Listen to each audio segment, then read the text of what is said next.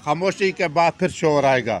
इनका तो वक्त आया, हमारा तो दौर आएगा। महंगाई के अलावा कोई इशू नहीं, जो भी आए महंगाई को कम करे, मुल्क को साथ लेके चले। मुल्क है तो सब कुछ है।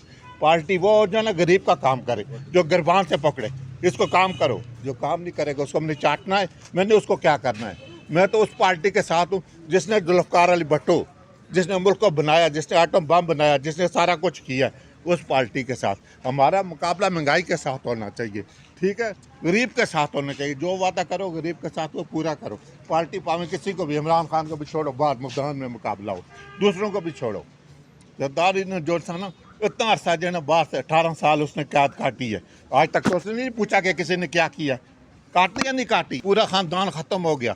भुट्टो साहब से लेके आज तक बीबी ने पिंडी ने 3 वज़ीर आज़म लिए। किसी का पता चला है कि क्या हुआ है? किसी का पता चला है कि गुर्बत क्या है? किसी को पता चलता है कि महंगाई क्या है?